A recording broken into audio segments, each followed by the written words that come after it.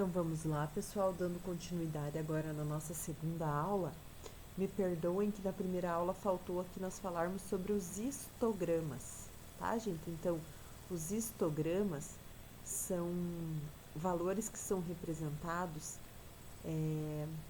com uma certa amplitude de cada classe, tá? Então, nós temos uma variação, nós representamos uma faixa de uma grandeza no gráfico, tá? E nós temos os símbolozinhos ali para representar a amplitude para um certo intervalo, tá? Então, vocês têm aqui, ó, uma tabela que representa a renda mensal em salários mínimos. Então, observem que aqui nós não temos um valor, nós temos uma faixa de valor, tá? Faixa de valores. Então, aqui eu tenho funcionários que ganham de 1 até 3 salários mínimos, tá? São 4. Os que ganham de 3 até 5 salários mínimos, 6 funcionários. De 5 até 7 salários mínimos, 8 funcionários, tá? De 7 até 9 salários mínimos, 10 funcionários. E assim sucessivamente, tá? Então, esses intervalos aqui, ó, quando eu represento um intervalo de valores, a gente tem um histograma, tá? E aqui, então aqui nós temos a amplitude, tá, gente, que é essa variação.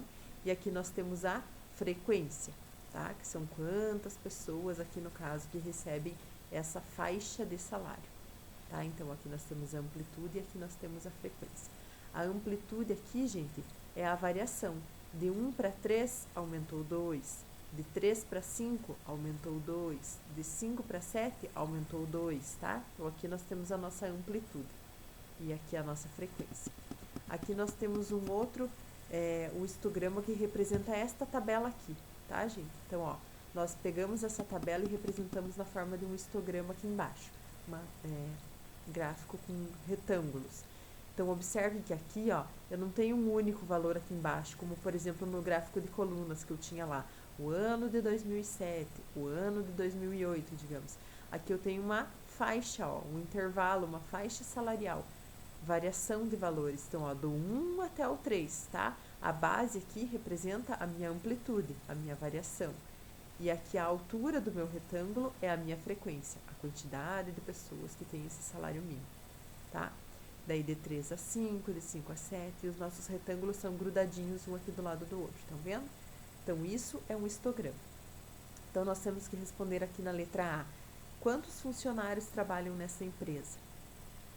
Então, aqui nós vamos ver, ó, 4 que ganham esse salário, mais 6 que ganham esse salário, mais 8 que ganham esse salário, mais 10 que ganham esse salário, mais 7 que ganham esse e mais 3 que ganham esse. Somando tudo, nós temos um total de 38 funcionários, tudo bem? Agora, aqui na letra B, quantos recebem menos do que 5 salários mínimos? Então, gente, os que recebem menos de 5 salários mínimos são aqui, ó, os 4 que recebem até 3 e os 6 que recebem até 5. Aqui, ó, eles já ganham de 5 salários ou mais, tá? Então, é aqui, ó, 4 mais 6. São 10 funcionários aqui na letra B, tá? Quantos que recebem pelo menos 5 salários mínimos? Então, aqui, ó, esses eu sei que já recebem pelo menos 5. Então, são 8 mais 10, mais 7, mais 3, tá? Somando tudo aqui, eu tenho 28 funcionários na letra C. E na letra D, qual que é o percentual aproximado de funcionários que recebem 9 salários mínimos ou mais? Aqui, gente, ó, 9 salários mínimos ou mais, eu tenho aqui 7 funcionários e aqui eu tenho mais 13. Então, são 10 funcionários de um total de 38, tá, gente? Então, vocês vão montar a probabilidade aqui, ó. 10 sobre 38 é 0,26. Então, 26% dos funcionários recebem 9 salários mínimos ou mais, tudo bem? A resposta da nossa letra D. Agora nós vamos para nossas atividades aqui de fixação sobre todos esses tipos de gráfico, tá bom, pessoal? No número 1, aqui nós temos um exercício do Enem, tá? Então, nós temos aqui, ó, a representação neste gráfico de linhas, que a linha tracejada informa o número de reclamações recebidas por dia num setor de atendimento ao cliente, no saque de uma empresa, tá? Então, a linha pontilhadinha aqui, ó, tracejada, é o número de reclamações recebidas. E a linha contínua aqui, ó, é o número de reclamações resolvidas, tá? Eu quero saber, gente, utilizando o conceito de eficiência, qual que é o nível, em que dia que o nível de eficiência foi muito bom. Então, observem que aqui eu tenho mais reclamações do que problemas resolvidos, tá vendo? Aqui eu tenho a mesma coisa, de reclamações e problemas resolvidos. Aqui eu tenho mais reclamações do que problemas resolvidos. Mas na terça-feira aqui, ó, ultrapassa, tá vendo? Na terça-feira eu tenho mais problemas resolvidos do que reclamações. E na quarta-feira também eu tenho mais problemas resolvidos do que reclamações. Então a eficiência máxima é aqui, nas terças e quartas-feiras, tá? Então vocês vão marcar X na nossa letra B. Tudo bem? Agora aqui nós temos alguns gráficos, gente, que falam sobre informações relacionadas às exportações da Zedelândia, um país que utiliza o ZED como sua moeda corrente. Então vocês têm aqui, ó, total das exportações anuais de Zedelândia em milhões de ZEDs, nos anos de 96 até 2000. E a distribuição das exportações aqui, o que eles exportam, tá? A porcentagem do que eles exportam aqui. Então, no exercício 2, nós queremos saber qual o valor total em milhões de ZEDs das exportações da Zedelândia em 1998. Em 1998, aqui, gente, nós temos 27,1 milhões de ZEDs, tá? Seria 27 milhões e 100 mil, tá? Vocês vão responder isso aqui no exercício 2, 27 milhões e 100 mil ZEDs. Agora, no exercício 3, aqui embaixo, qual que foi o total das exportações de suco de frutas de Zedelândia no ano de 2000? Observem aqui, gente, no nosso gráfico de setores, que o suco de frutas aqui, ó, ele representa um total de 9% das exportações, tá vendo? Então, nós vamos ter que calcular 9%. No ano de 2000, lá no nosso gráfico, nós temos 42,6 milhões de ZEDs. E eu vou ter que calcular 9% disso. Então, 42,6 vezes 0,09, né, que é para calcular 9%, ou 42,6 vezes 9, e a resposta daí divididos por 100, dá 3,834. Então, são 3,8 milhões de ZEDs aproximadamente, tá, gente? Vocês vão marcar X aqui na letra E. Agora, o exercício 4, pessoal, nós vamos pular na aula de hoje, porque eu vou fazer com vocês na semana que vem, na quarta-feira, porque nós vamos utilizar material de apoio, tá? Então, eu quero fazer a construção de gráficos junto com vocês. Então, a princípio, vamos pular o exercício 4 para fazer na semana que vem, tá? Agora, aqui no exercício 5, nós temos uma tabela, tá? Com a altura de 40 alunos de uma turma do 9º ano. Foi anotado a altura dos 40 alunos em centímetros aqui, tá? Ó, valores variados aqui na nossa tabela. De acordo com essa tabela aqui, eu quero que vocês preencham a tabela aqui embaixo com as frequências. Então, eu quero saber quantos alunos tem de 1,40 m até 1,45 m. Vocês vão ver aqui na tabela, gente, ó. 142 centímetros aqui, 140 centímetros aqui. Então, são somente 2 alunos. Coloca aqui o número 2. De 145 até 150 centímetros, nós temos, gente, procurando aqui na tabela, ó, somente esse aqui de 146, que está entre 145 e 150. Então, vocês vão colocar aqui somente 1, tá? Seguindo aqui, de 150 até 155 centímetros, quantos alunos nós temos? Vamos procurando e contando aqui, ó. 153 aqui, 2 aqui com 155, 3 aqui o 152, tá? Somente esses. Ah, desculpa, é abaixo de 155, gente, tá? Não conta aquele 55. E tem mais um 153 aqui. Então, são 3. Aí, de 155 até 160, abaixo de 160. Vamos contar todos aqui, ó. 1 aqui, 158. 2 aqui, 155. 3 aqui 159, 4 aqui 157, 5 aqui 159, mais um aqui 159, 6, aqui 158, 7, aqui 157, 8, aqui 9, aqui 10, aqui 11 e aqui 12, tá? Então, ó, são 12 pessoas. Aí, de 160 até 165, vamos contar lá em cima quantos são, vai dar um total de 14 estudantes, tá? De 165 até 170, não conta os 170, é menores que 170, tá, gente? São 6. E de 170 até menores de 175 são 2. Então, vamos completar a tabela e ficar com esses valores aqui, tudo bem? Agora aqui, em quantas classes a turma foi dividida? As classes aqui, ó, gente, são 1, 2, 3, 4, 5, 6, 7 classes, tá? Então, vocês respondem aqui na letra A, 7 classes. E qual que é a amplitude de cada uma das classes?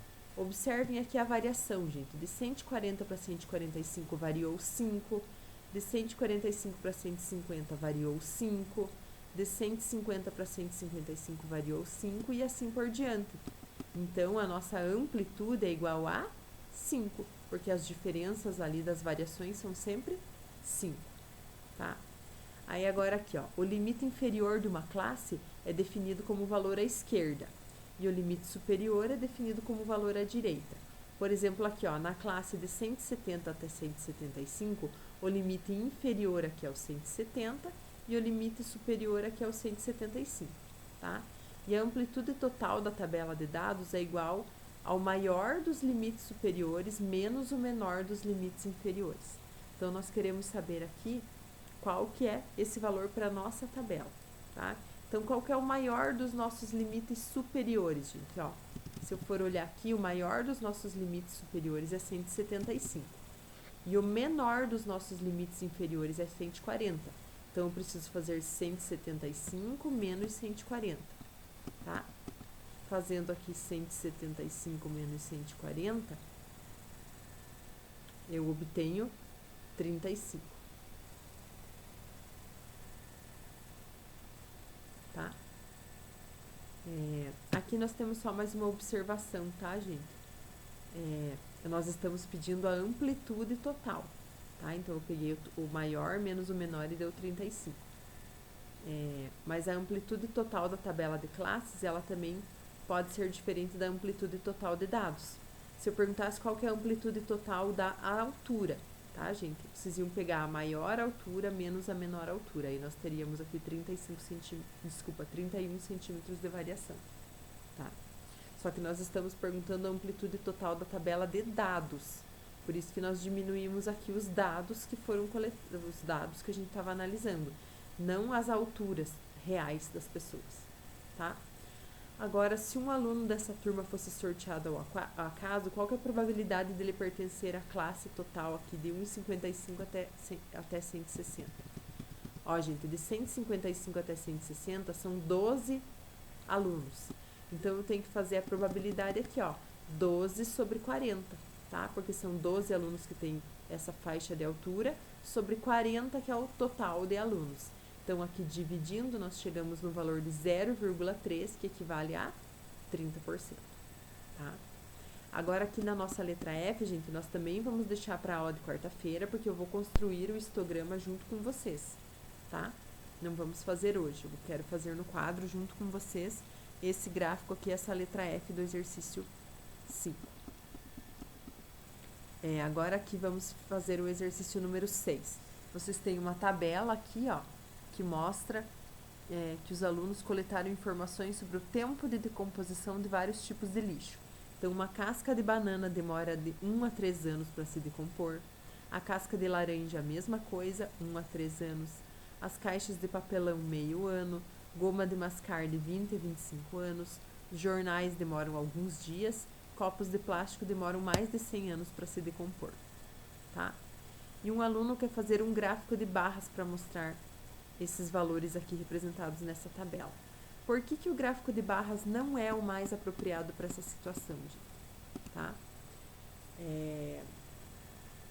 Então, é por causa da variação dos dados, tá? O gráfico de barras não é o mais indicado por causa da variação dos dados.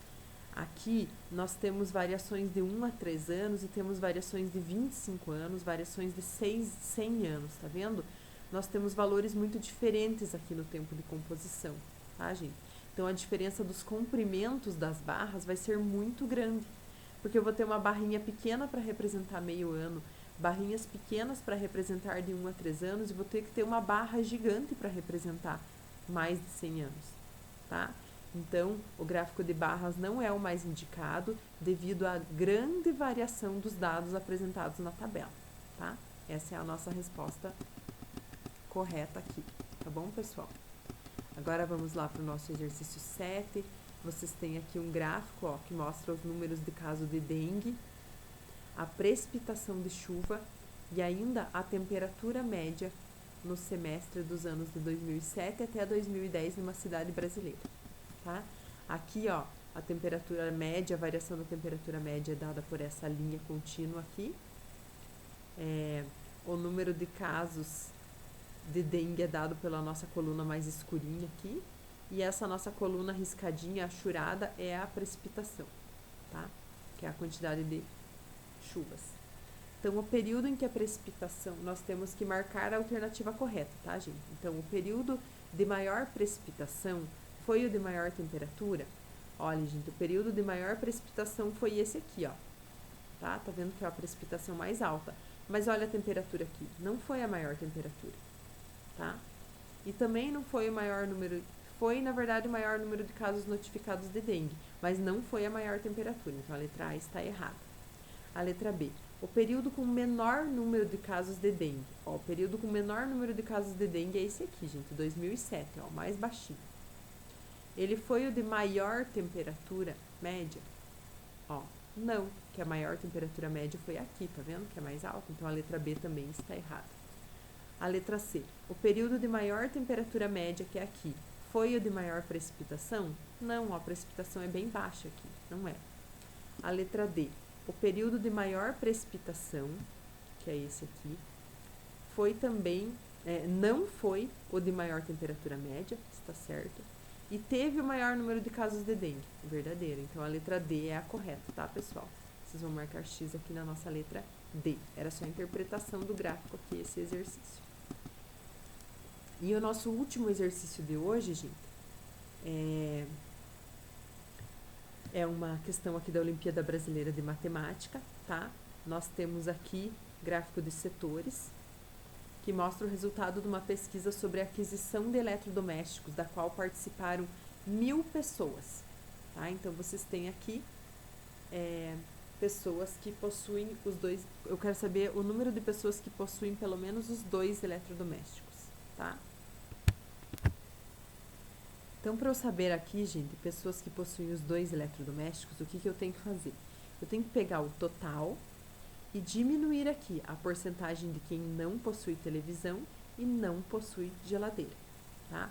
Ó, 15% não tem televisão e 20% não tem geladeira.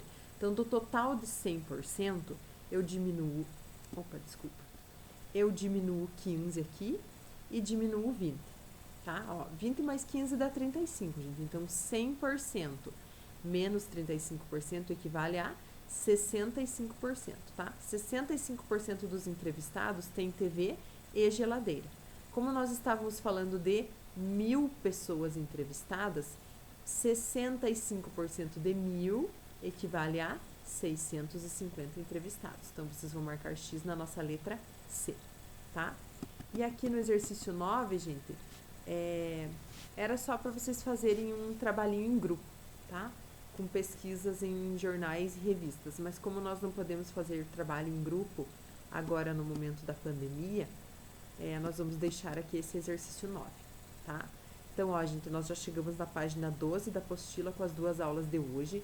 Quero que vocês mandem foto de todas essas páginas trabalhadas, tá? Só lembrando aqui que nós deixamos para fazer a letra F do exercício 5 e o exercício 4 na nossa próxima aula, porque nós temos que utilizar o material de apoio e eu quero construir o gráfico junto com vocês nessa aula, tá? Os demais exercícios todos mandem foto lá, gente, para validar as nossas 2 aulas de hoje. E até a próxima, tá? Bom fim de semana e bom descanso.